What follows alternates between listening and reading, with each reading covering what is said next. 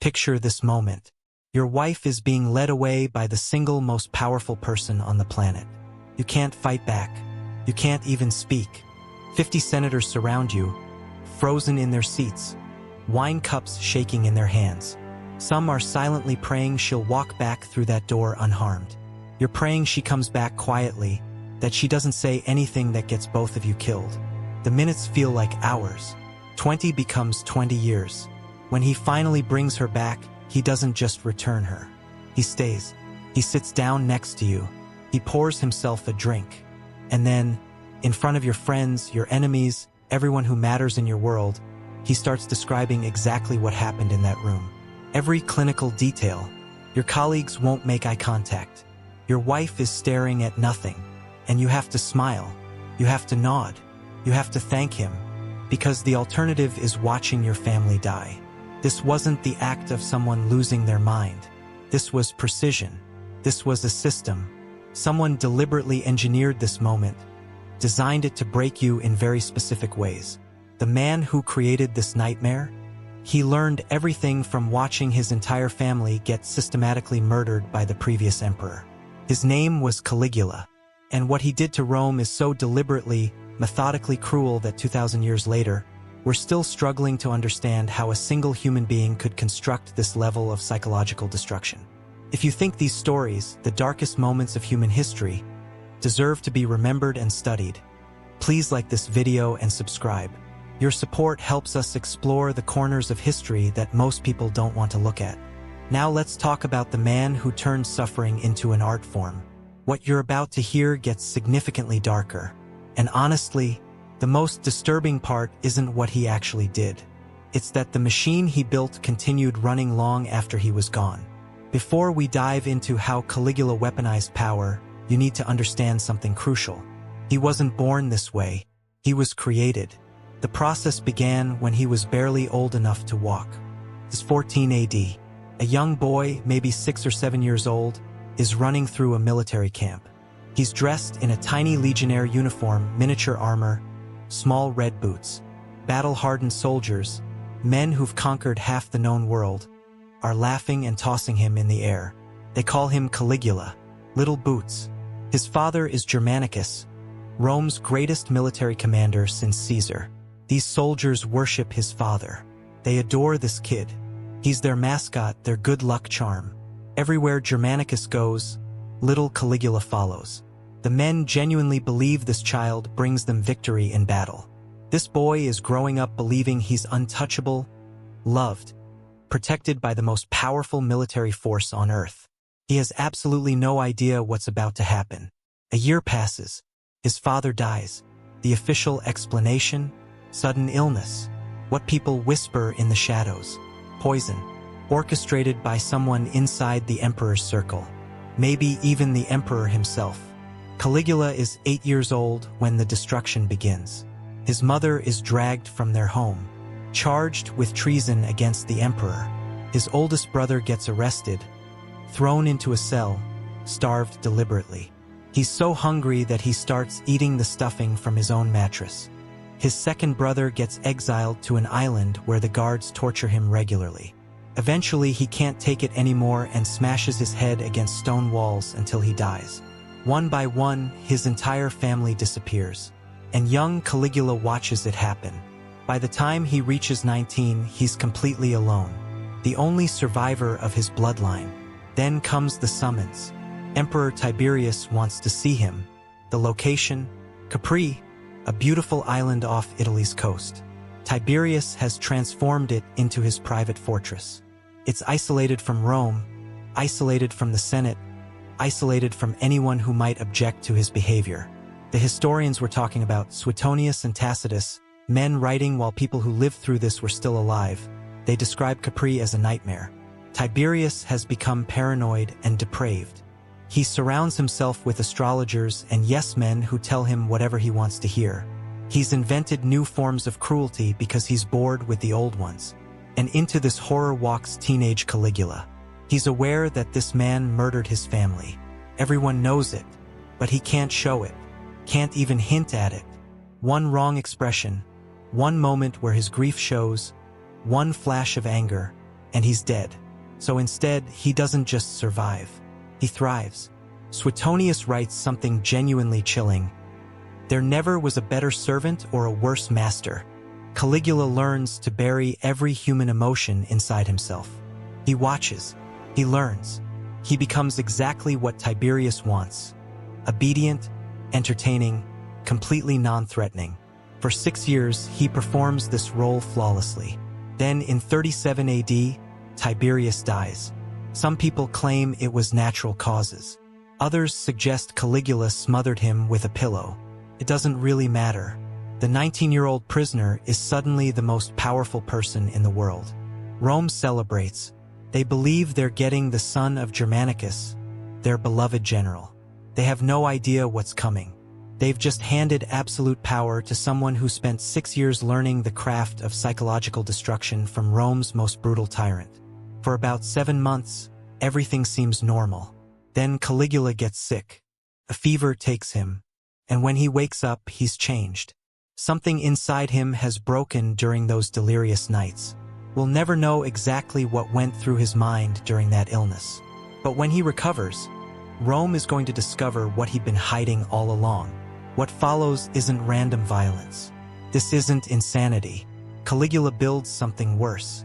He constructs a system. 5 distinct layers of psychological warfare. Each one is designed to destroy a different aspect of the human spirit.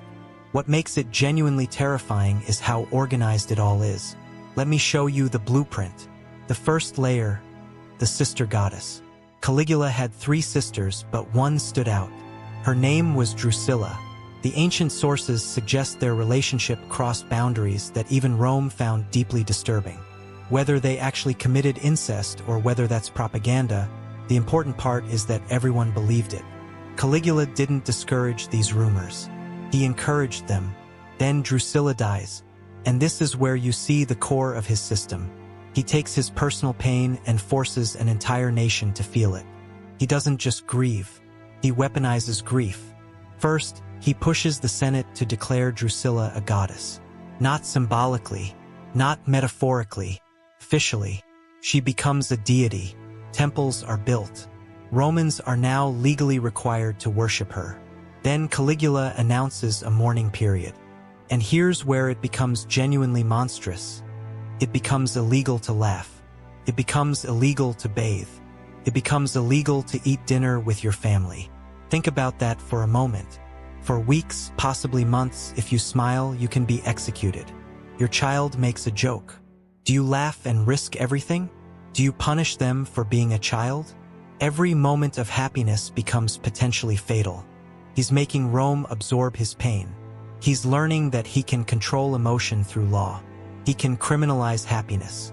He can make his interior world everyone's reality. And once he understands that power, he starts wondering what else he can take. That's when he moves to the next layer. The second layer, the imperial brothel. What I'm about to tell you is so disturbing that historians still debate whether it happened or whether it's pure propaganda created later. But here's what the ancient accounts claim. Caligula establishes a brothel inside the imperial palace. It's not for him to use privately. It's a business, open to the public. And the workers, they're not common prostitutes. They're the sons and daughters of Rome's most powerful families. Aristocrats, senators, the people who govern provinces and command armies. Caligula has heralds go into the streets making announcements about prices. Different rates for married women versus unmarried women. Special rates for virgins from senatorial families. But here's the detail that reveals how precisely cruel this was. He kept ledgers, detailed records, names, dates, transactions, a bureaucratic accounting of human humiliation. Think about what that does psychologically. Roman nobility built their entire identity on family honor. Your lineage reaches back generations. Your name has weight. Your family means something. And now your daughter is being advertised in the streets like merchandise. Her name is in a ledger somewhere. And there's not a single thing you can do about it. Objecting means your family dies. He's not just destroying their bodies. He's destroying the one thing Roman aristocracy treasured more than life. Their reputation, their legacy, their name. But he's still not finished. He discovers that public humiliation is powerful. But something is even more devastating. Public humiliation with private knowledge shared with witnesses. The third layer, the banquet of predation. Let me paint this scene for you. You need to understand what comes next. You're at an imperial banquet. You're sitting with your wife. Around you are 50, maybe 100 other senators with their wives. Everyone's drinking wine that tastes like fear. The atmosphere is suffocating. Caligula stands. Everything stops. No conversation. Complete silence.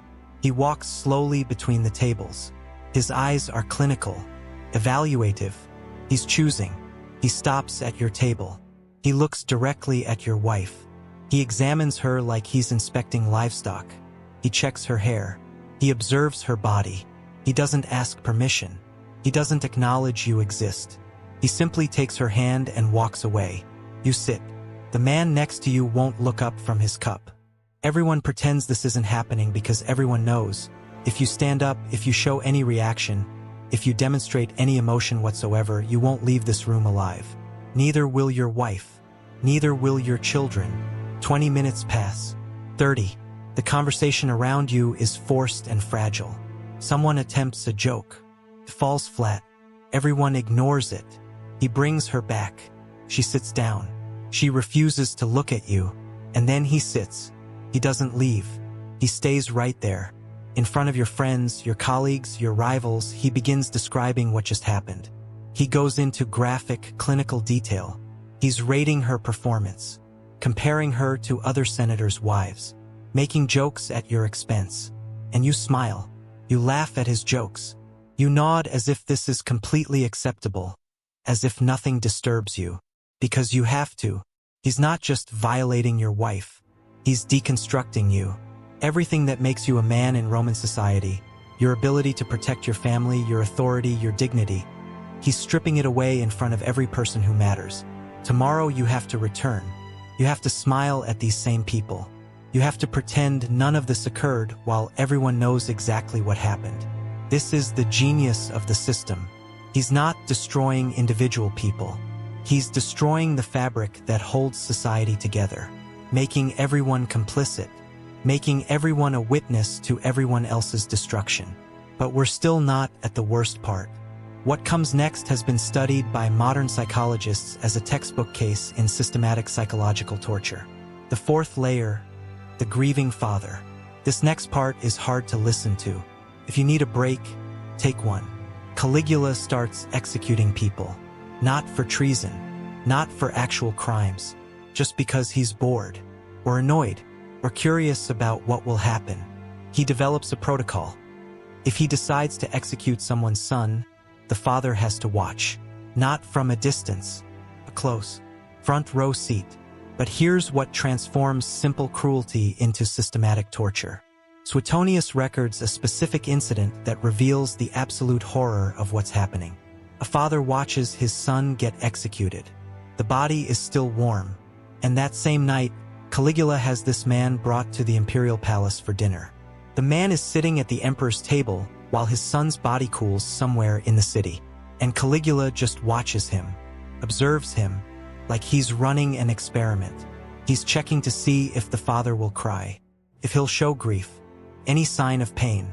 Because if he does, if any emotion surfaces, Caligula knows he hasn't completely broken him.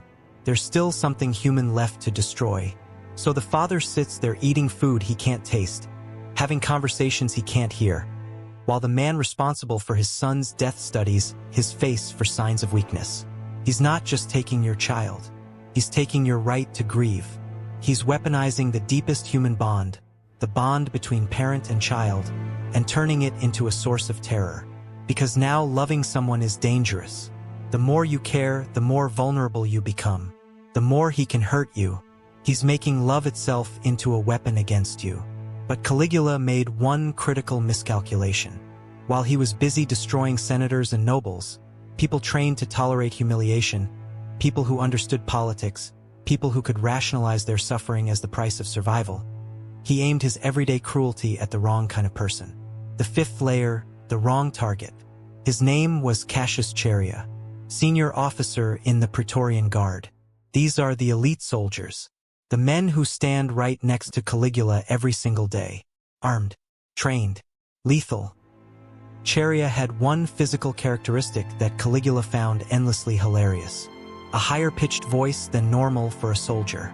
And Caligula couldn't resist. Every single day brought new jokes, new mockery. But here's the detail that shows how casual his cruelty had become. When it was Chaerea's turn to speak the daily military password, a routine protocol done in front of all the other guards, Caligula would assign him deliberately feminine names: Venus, Priapus, words designed to make the other soldiers smirk. Day after day, week after week. For Caligula, it was throwaway humor, barely worth remembering. For Chaerea, every joke was another drop of poison. Here's what Caligula didn't understand.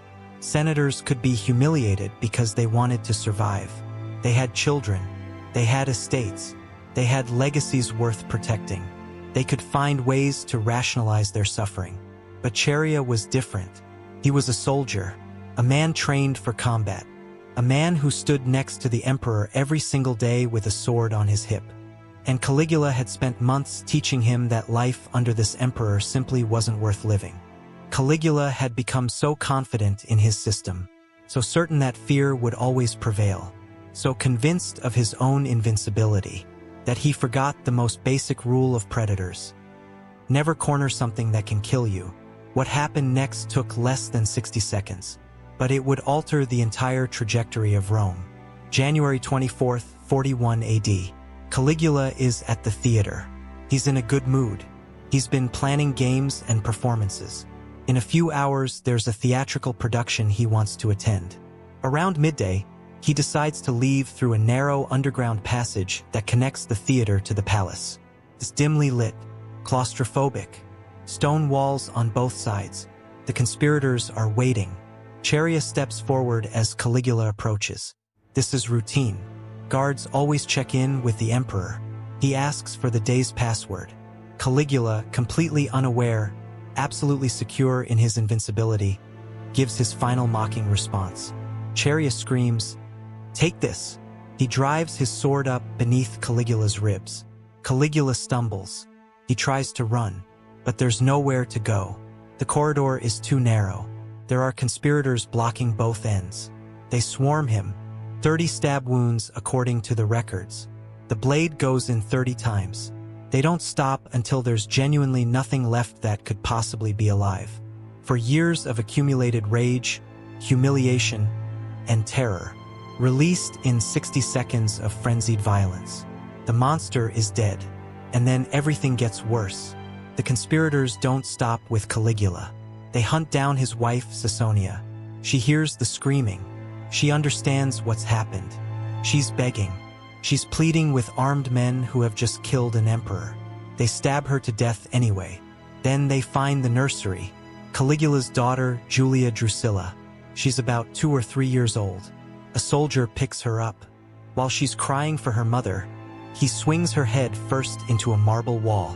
They can't leave any survivors. Nobody who might grow up and seek revenge. A toddler dies because of who her father was. This is what happens when the machine breaks. It doesn't simply stop. It devours everything connected to it. For a few hours, maybe an entire afternoon, it seems like Rome might actually change. The Senate gathers. They're debating. Some want to restore the Republic, get rid of emperors entirely, return to the old system.